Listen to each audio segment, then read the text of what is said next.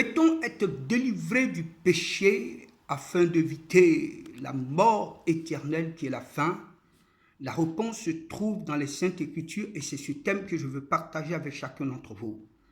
Juste un témoignage, j'ai été moi-même comme la plupart des enfants de Dieu et comme les païens vivent.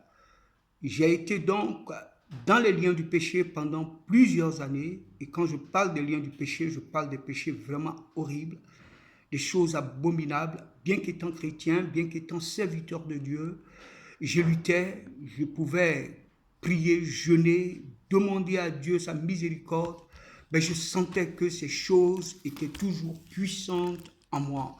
Ces péchés avaient toujours une force en moi et me dominaient.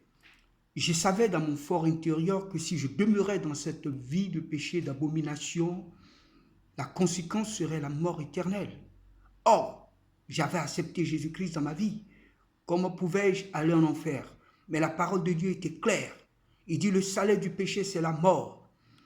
Dieu nous a accordé une grâce pour que nous soyons délivrés du péché et de la mort éternelle. Allons dans le livre de Romains, chapitre 6, nous allons voir quelques versets qui nous éclaireront sur cette grâce-là. La Bible nous dit,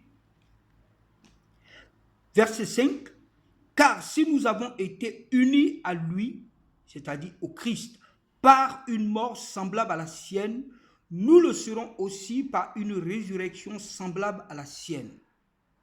Comprenez donc que l'homme que nous étions autrefois a été crucifié avec le Christ, afin que le péché, dans ce qui fait sa force, soit réduit à l'impuissance, et que nous ne servions plus le péché comme des esclaves. Car celui qui est mort a été déclaré juste, il n'a plus à répondre du péché. » Amen. C'est une vérité extraordinaire. La Bible est claire.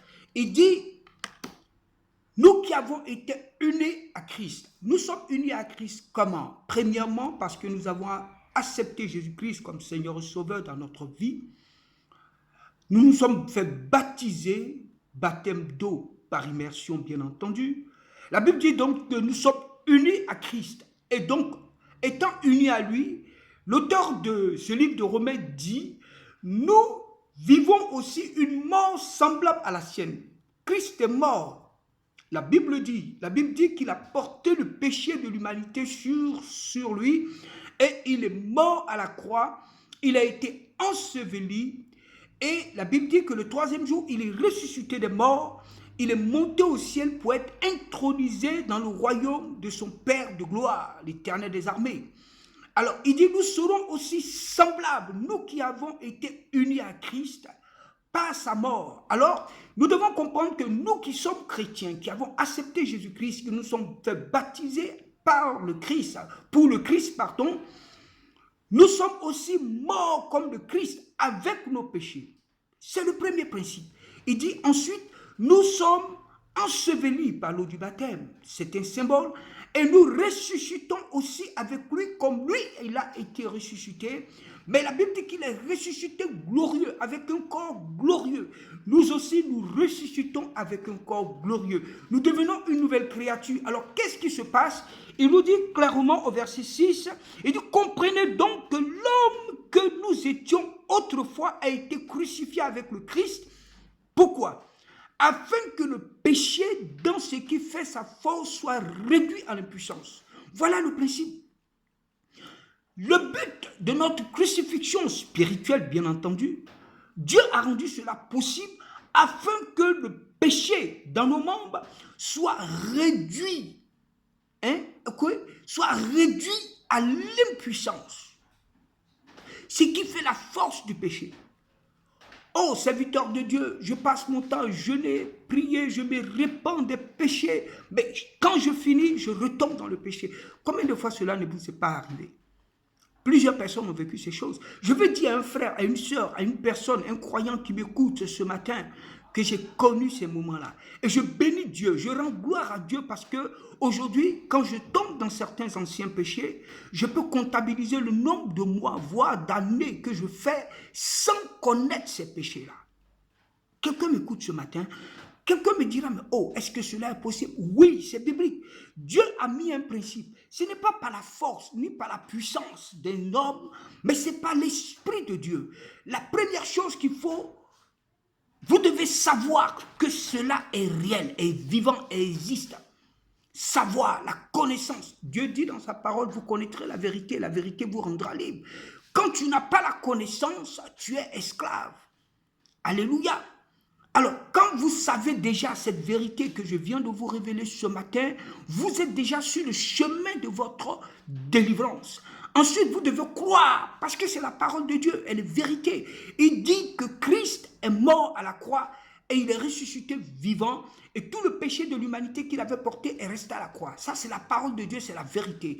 Il dit maintenant, toi et moi qui avons accepté Jésus-Christ, qui sont unis à Jésus-Christ et qui nous sommes fait baptiser pour Christ, nos péchés aussi sont morts à la croix et restés à la croix. Et nous sommes ressuscités avec un corps glorieux. Il dit maintenant, ce qui faisait la force du péché a été réduit à l'impuissance.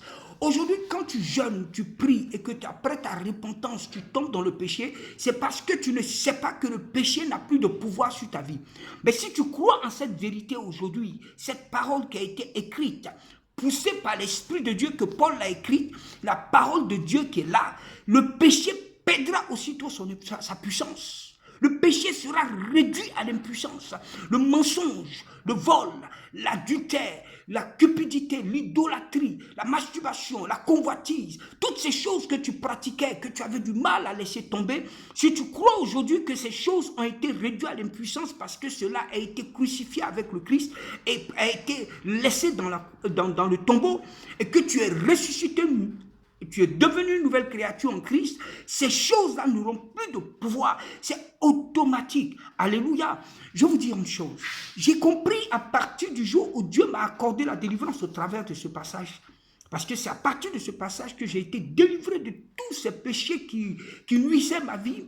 J'ai compris que tout se passait dans mon esprit, dans mon mental.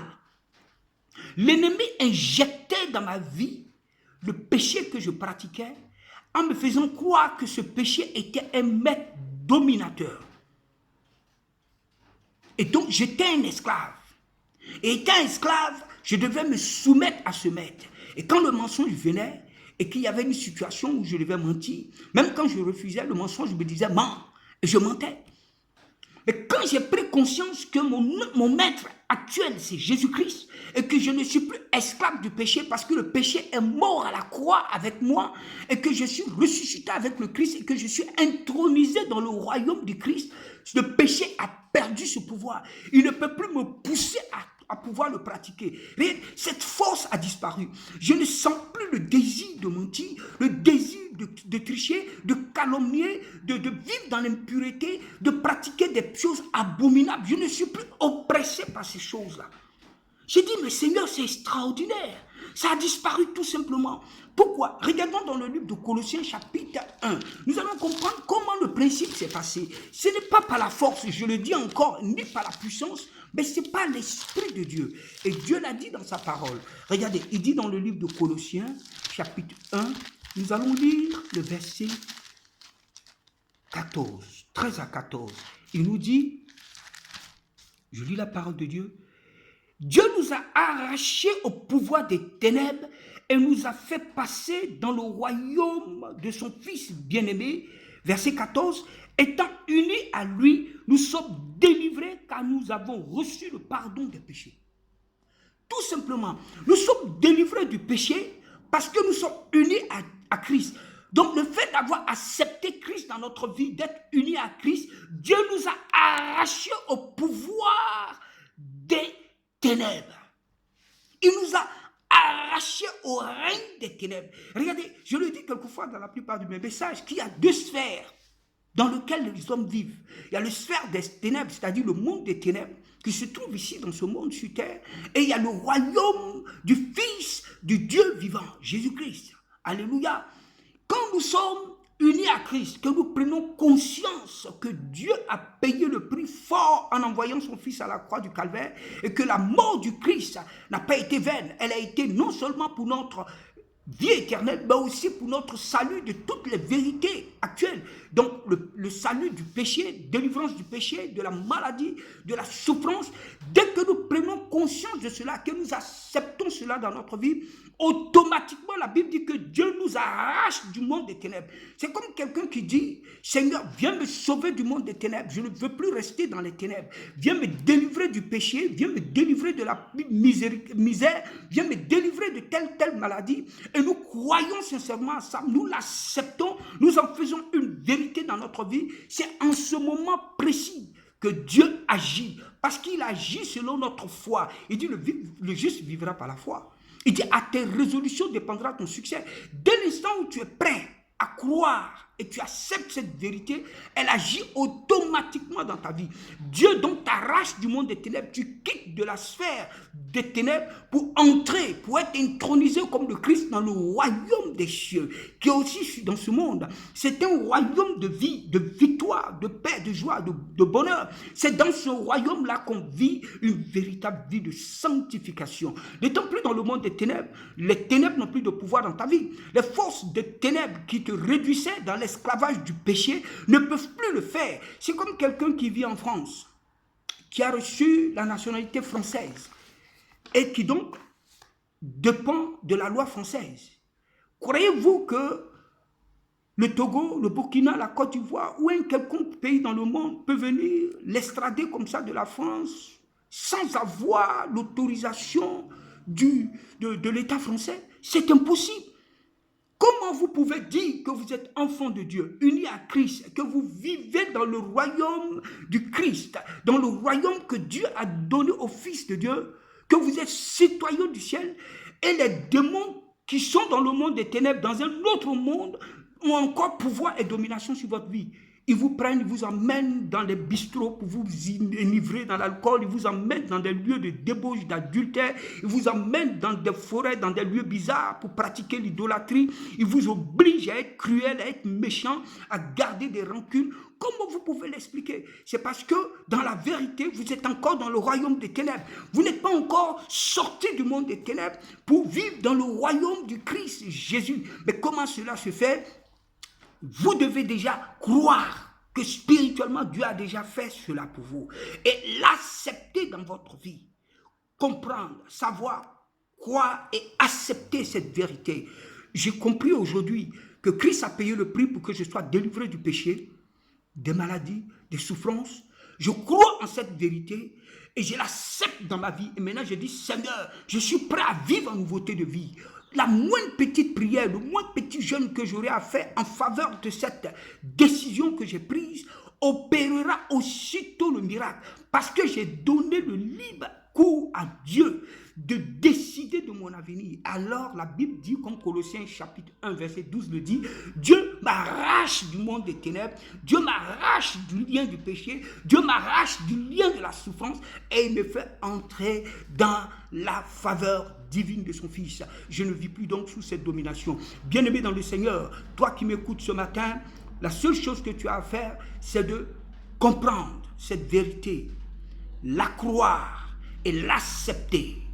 Dis à Dieu, je crois que Christ est mort à la croix, je suis mort avec lui, j'ai été enseveli avec lui, et mes péchés ont été ensevelis à la croix, et je suis ressuscité en nouveauté de vie. La Bible dit, dans le livre de Romains, chapitre 8, verset 1, il dit, il n'y a plus de condamnation pour ceux qui sont en Jésus-Christ. Alléluia. Il dit, les choses anciennes sont passées, laissons les anciennes choses loin de nous, arrêtons de pouvoir convoiter ces choses-là, vous ne verrez plus de domination, vous ne serez plus soumis à la domination, donc n'allez pas vous-même vous jeter encore dans ces choses. Si vous faites ce que je vous ai dit en ce jour, vous serez complètement libéré du péché et de toutes ces dominations malsaines dans votre vie. Mais n'allez pas vous-même vous replonger dans ces choses-là. Que le Seigneur bénisse quelqu'un. Je vais prier pour une personne qui est disposée. Dispose-toi simplement et reçois cette prière.